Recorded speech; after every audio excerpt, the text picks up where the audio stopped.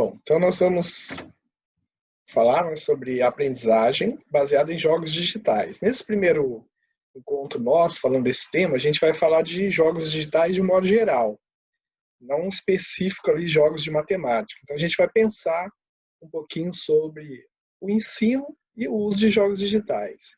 E aí isso dá para aplicar em matemática e também em outras áreas, né? Mas o nosso foco aqui é o ensino de matemática. Bom, o que nós temos aqui? No nosso contexto atual, é muito comum, né, você perceber aí que a gente está passando por uma revolução. Então, a gente tem aí depoimentos de estudantes, né, que nessa telinha nossa, a gente tem o depoimento de um estudante chamado Rian. E ele fala, olha, na minha opinião, a gente está passando por uma revolução aí, no sentido da tecnologia, né? Uma revolução tecnológica. A gente vê tecnologia aí para todo lado, né? Bom, e alguns professores têm notado isso, né? Principalmente nesse período aí de pandemia, isso ficou claro. Só que foi uma coisa repentina. Ninguém estava preparado, né? Poucos professores estavam preparados para trabalhar com educação à distância. E de uma hora para outra, praticamente todos têm que trabalhar com a educação à distância. Então é um grande desafio, né? Por quê? Porque, em geral, na sala de aula, muitos alunos eles já demonstram pouca atenção com velhos métodos, né? Às vezes ele já não quer saber mais de ficar lendo muito no livro didático, né? Vai fazer alguma lista de exercício aí, já desanima fazendo essa lista.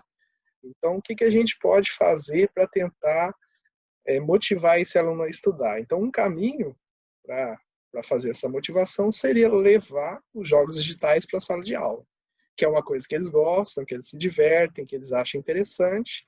E aí, nosso papel enquanto professores seria olhar para esses jogos, pode ser jogos específicos para o ensino de matemática, ou jogos comerciais, e tentar observar, olha, o que eu posso tirar desses jogos que pode me ajudar a ensinar os conteúdos que eu preciso.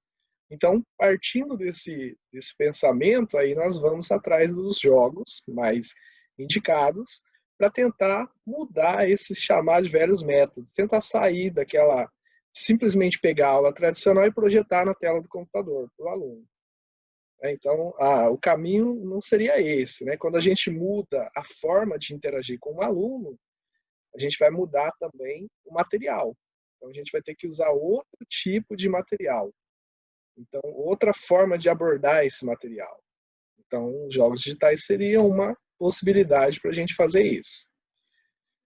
Bom, muitas pessoas elas entendem, né, que o estudo ele é um trabalho, é um trabalho duro, é uma coisa que o estudante ele tem que se esforçar, né, ele tem que se esforçar para que ele possa ter sucesso nos seus estudos. Só que não é todo mundo assim, né? Muita gente não entende, né, que o estudo é uma coisa que tem que ter um esforço, né, que tem que ter um trabalho duro, né? Então, tanto é que o MIT, que é uma universidade renomada dos Estados Unidos, ele tem um laboratório chamado Media Lab, e ele até criou, né, um termo que diz o quê? Que para quando você trabalha com aprendizado por meio de jogos digitais, ao invés de você tratar o estudo como um trabalho duro, né, você vai tratar o estudo como um trabalho divertido, porque ao mesmo tempo ele vai aprender e vai estudar, né? Então o jogo seria esse trabalho divertido. Então, aproveitando essa motivação, né, a gente pode observar aqui, ó, a felicidade das crianças, né, ao interagirem com jogos digitais, levar essa motivação para aprender matemática. Né? Já pensou eles com essa alegria aí, né? E aprendendo matemática? Então, é o sonho de qualquer professor, né? Que eles se divirtam, que eles sejam felizes e, ao mesmo tempo, eles aprendam matemática. Né? Então, se a gente consegue ensinar e ainda fazer com que eles sejam felizes, né, gostem de estar aprendendo matemática, derrubar esse mito de que matemática é uma coisa difícil, né, nossa missão está cumprida enquanto professores. Bom, que oportunidades que a gente pode ter na sala de aula usando jogos digitais? Né? Por exemplo, a gente pode começar falando disso desde a pré-escola.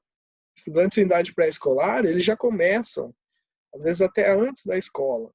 Eles estudam, criança aí de 2, 3 anos já está estudando o alfabeto por meio de joguinhos de telefone celular, tablet, computador, já começam a aprender algumas formas geométricas, né? Também é uma coisa que eles já começam trabalhando desde de bebezinhos, assim que eles conseguem manusear o celular, né? Forma geométrica, a questão dos animais, que é uma coisa que interessa muito para eles.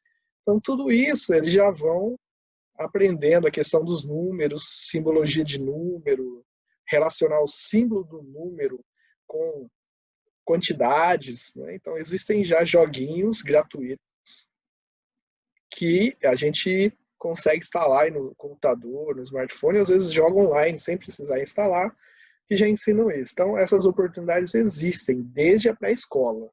Então é possível de fazer isso, né? Se a gente olhar os conteúdos aí que os estudantes têm, pegando aí como exemplo, só até o sexto ano, em muitos países, de 30% a 40% do currículo ele já é ministrado por meio de jogos digitais. Os países já têm adotado essa ferramenta para poder motivar o aluno a estudar e também desenvolver habilidades que são fundamentais numa era tecnológica como essa que nós estamos vivendo. Então, algumas habilidades aí, o raciocínio rápido, né, a capacidade de resolver problema, pensar rápido, de tentar dar uma resposta, né, de suportar pressão em situações onde ele precisa pensar sob pressão. Então, jogos digitais possibilitam tudo isso.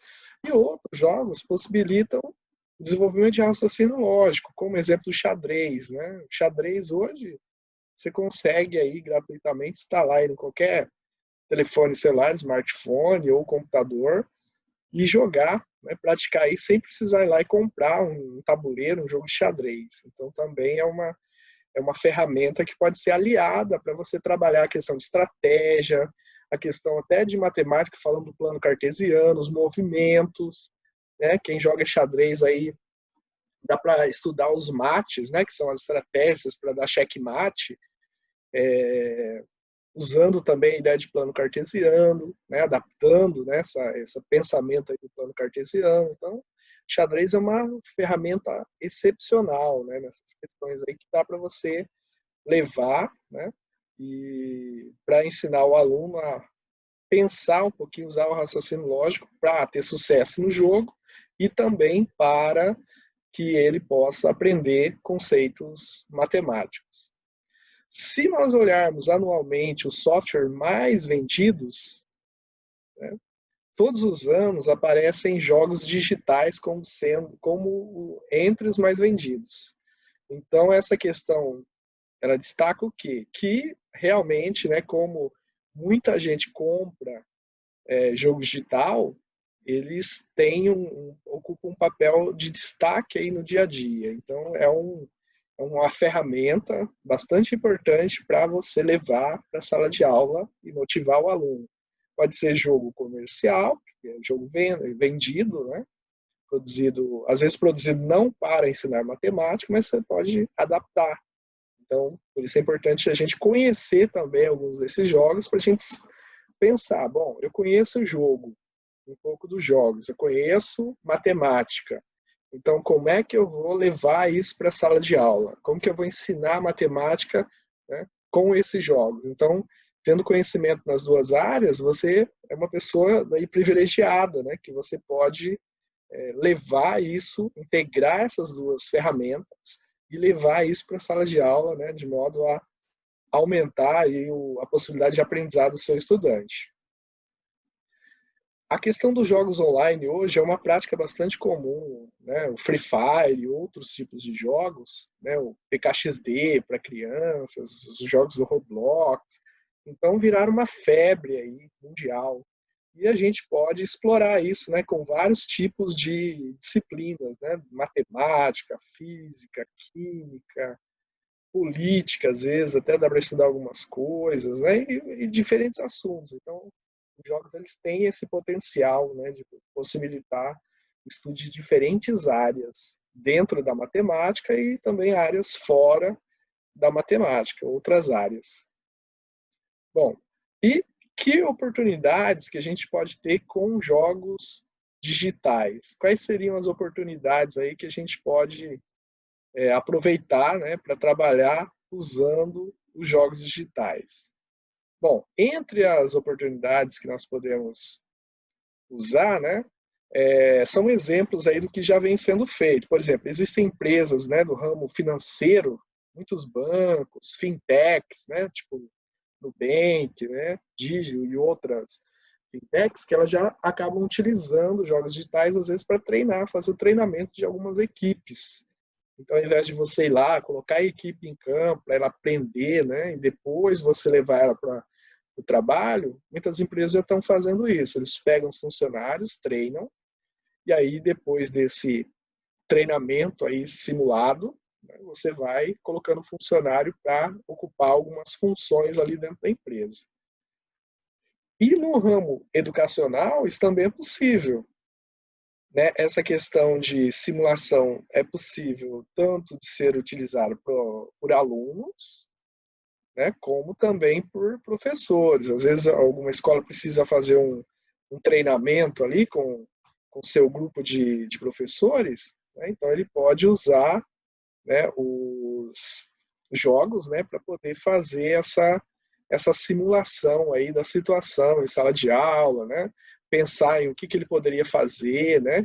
Discutir isso com a turma, né? Então é possível também a gente fazer isso. Até pessoas que lidam com a formulação de leis, né? Políticos aí, vereadores, deputados, senadores. Em alguns países, eles já até participam, jogam, né? Jogos como SimCity, para compreender, né, diferentes setores da sociedade. Então, para saber como funcionar, como que eu administro um hospital, o que que precisa, né, que tipo de coisa que eu preciso comprar, o que que eles, né?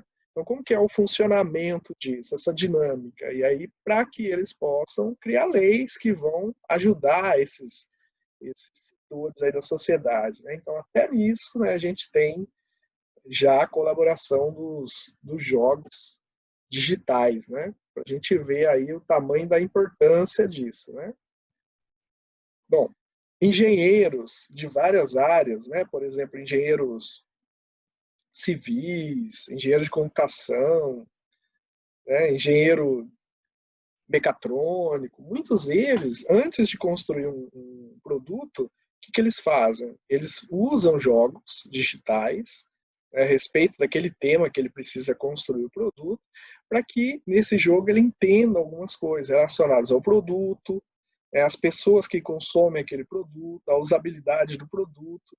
E aí, a partir disso, dessa simulação, né, que ele vê no jogo, ele pode construir o produto ali, fazer uma maquete daquilo e apresentar, né, para o seu cliente. Né? Então, também é importante. Pilotos, né, a gente tem exemplos aí de uso de jogos para treinamento. Antigamente, o piloto ele tinha que participar de, né, dezenas, centenas de horas aí de voos, às vezes dependendo do tipo de aeronave que ele fosse pilotar. Hoje também existe essa exigência da número de horas mínimas que ele já operou determinadas aeronaves, mas muitas horas ele pode fazer a mais em simuladores de voos. Então, se ele erra alguma coisa, né, em situações adversas, ele pode treinar e sem risco para a vida dele ou para a vida de outras pessoas. Uma forma mais barata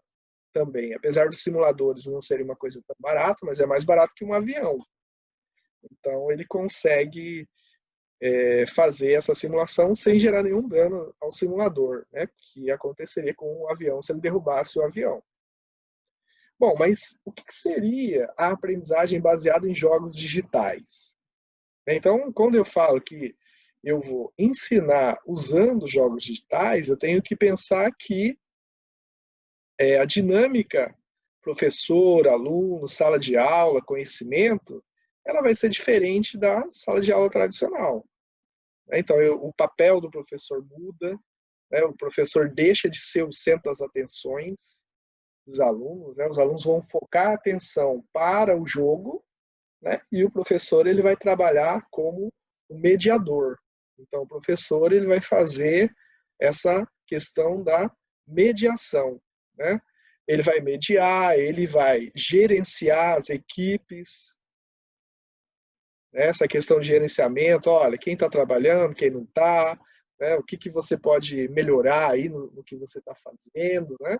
Então, fazer esse meio de campo aí para que a sala de aula ela possa funcionar ali, os alunos possam desenvolver o seu papel, aprender, né? Então, o professor ele vai fazer esse papel.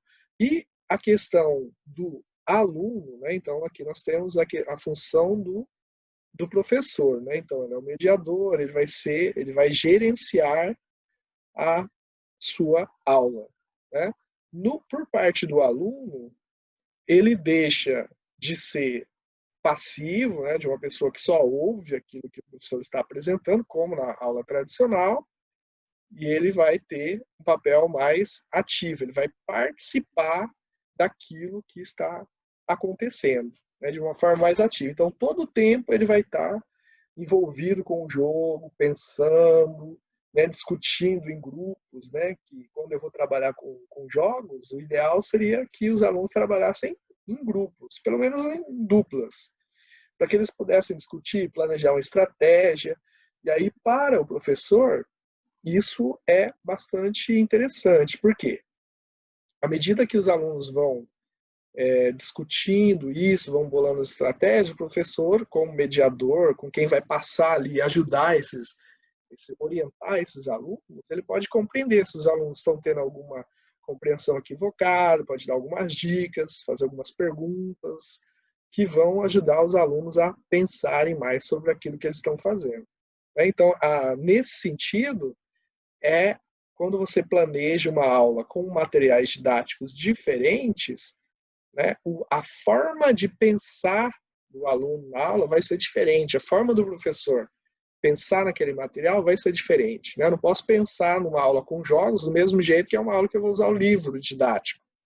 Por quê? Porque os papéis vão ser diferentes, a interação vai ser diferente, a forma de organização da aula vai ser diferente.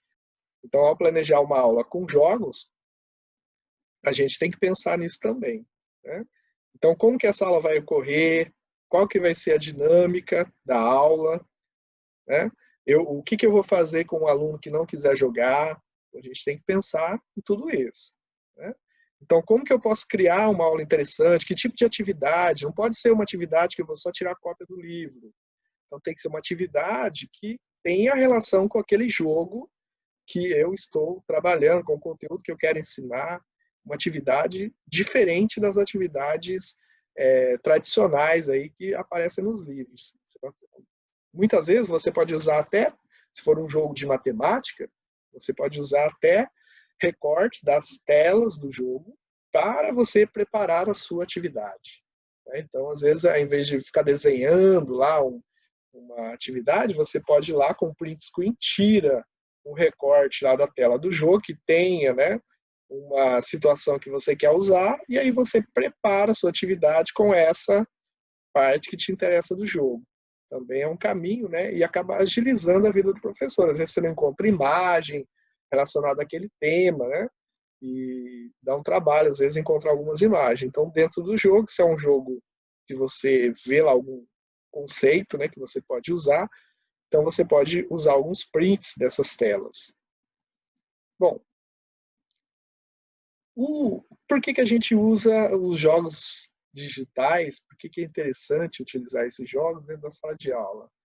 Para que o aluno aprenda, né? O aprendizado é o objetivo número 1 nosso enquanto educadores, ok? Então, para que esse aprendizado ocorra, existem alguns pequenos detalhes que a gente precisa observar. Por exemplo, os trabalhos sempre pensando que quando eu vou trabalhar com jogos digitais, o ideal seria trabalhar com pequenos grupos.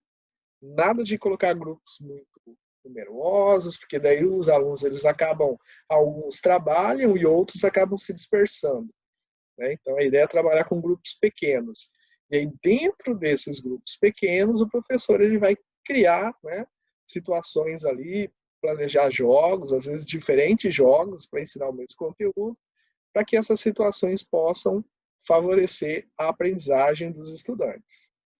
Bom, mas sabemos que não é só porque você vai trabalhar com jogos que todos os estudantes vão ficar super motivados para a sua aula. A motivação é alguma coisa difícil de você ensinar. Não tem como você ensinar alguém a ficar motivado.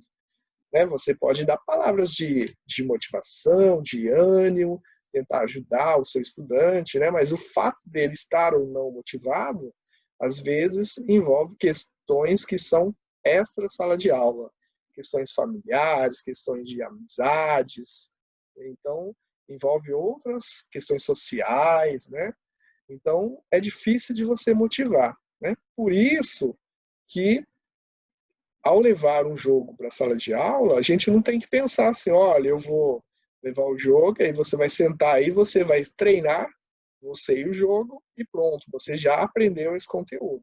Então a gente não pode pensar dessa forma, porque nem sempre todos os estudantes vão ser motivados a interagirem com esse jogo digital, Então você já tem que ficar preparado, às vezes levar uma atividade para aquele aluno que não quer participar do jogo, ou pedir para ele te ajudar, de alguma outra forma, trazendo ele ali para o seu lado, Às vezes no início ele não quer participar, mas depois ele percebe que os outros estão participando e se motiva a participar também.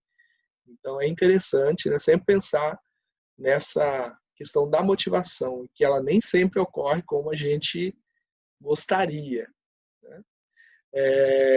Bom, se nós pegarmos os estudantes aí do nosso atual, ensino médio, eles são diferentes, do que um estudante do ensino médio lá da década de 90, década de 80. Então, a sociedade de lá para cá, ela sofreu muitas mudanças. E a forma de pensar das pessoas também. Por que essa forma de pensar mudou? Bom, porque a forma de pensar, ela também é influenciada pelo que os estudantes têm acesso no dia a dia, pelas tecnologias com que eles interagem, pelo que eles veem na TV. Então, tudo isso, essa forma de pensar, ela vai sendo moldada. Então, diferentes experiências, elas moldam diferentes estruturas cerebrais. Dependendo da experiência, o estudante ele vai pensar de um jeito ou de outro. Então, a gente sempre tem que ter isso claro. Alguns estudos, eles indicam que algumas informações, por exemplo, captadas pelos olhos, elas influenciam nervos auditivos, para a gente ver como que o nosso cérebro ele tenta se adaptar às situações. Às vezes ele vê alguma coisa na imagem que acaba influenciando, nesses nervos auditivos. E vice-versa, às vezes você vê ouve, alguma coisa de matemática, por exemplo, o cérebro já começa a imaginar a imagem daquilo, e aí acaba sendo, digamos assim, motivada, incentivada alguma região do cérebro que trabalha com a parte visual. Então, o cérebro ele se adapta a essas novas situações. A gente tem que aproveitar essa capacidade do cérebro para poder oferecer situações onde ele possa utilizar o auditivo, o visual, o tato e assim por diante.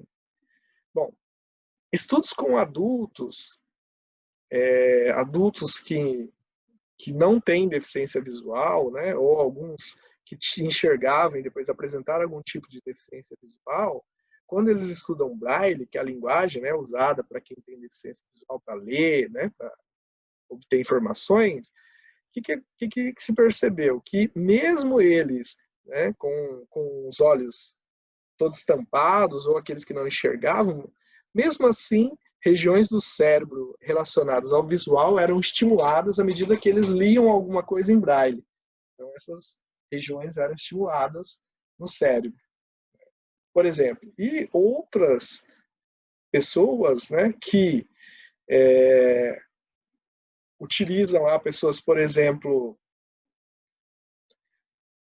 vamos pensar numa pessoa que tem uma deficiência auditiva, ou quem não tem nenhum tipo de deficiência, mas ela vai lá e vê um determinado símbolo, um sinal lá no livro, no computador. Então, ao fazer a leitura, a visualização disso, essa visualização, ela fez com que fosse ativado o córtex auditivo, relacionado à audição.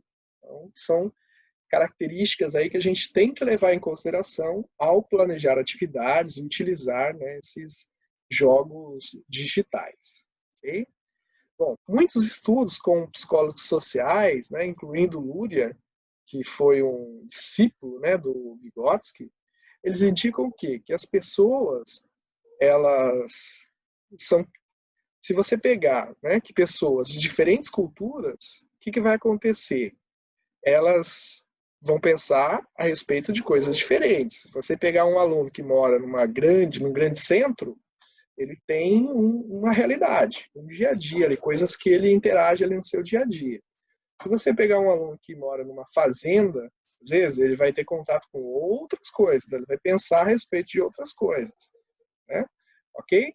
Então, eles não só pensam a respeito de coisas diferentes, mas a forma de pensar deles também é diferente. Então, eles pensam diferente.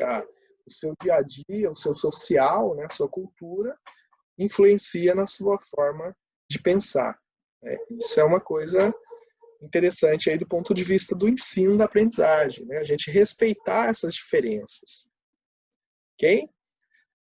Bom, falando um pouco mais sobre o nosso cérebro, nós usamos o pensamento para você pensar em muitas categorias, mas a lógica, ela é a mesma, né, para todas as situações. Então, a lógica matemática, ela não muda de acordo com as situações, né? A lógica é a mesma lógica. Então, se você for estudar lá uma situação, se chover hoje, né, então eu não vou ao supermercado. Então, a frase lógica, ela continua sendo a mesma. Mas, o que vai acontecer? Se você pegar, por exemplo, leis, né? As leis, elas são as mesmas para todas as pessoas, né? As situações que acontecem na nossa vida diária, né? Alguém lá sofreu um acidente, por exemplo, uma coisa trágica. Então, a forma de compreender aquela situação para diferentes pessoas, ela pode ser diferente. Por quê? Porque as pessoas, mesmo vendo a mesma coisa, né, a percepção delas da realidade, ela é diferente, ok? O nosso cérebro, ele é bastante maleável, né? Ele é bastante maleável, então ele muda de acordo com as situações em que eu convivi ao longo do tempo, né? E isso influencia na sua forma de ver o mundo, ok? Então, a mesma coisa, né, ela é compreendida pelo nosso sistema cognitivo de formas diferentes. Então, levando isso para a sala de aula, isso é uma coisa bastante importante, né? Então, às vezes, mesmo exercício, de alunos aprendeu e outro grupo de alunos não entendeu.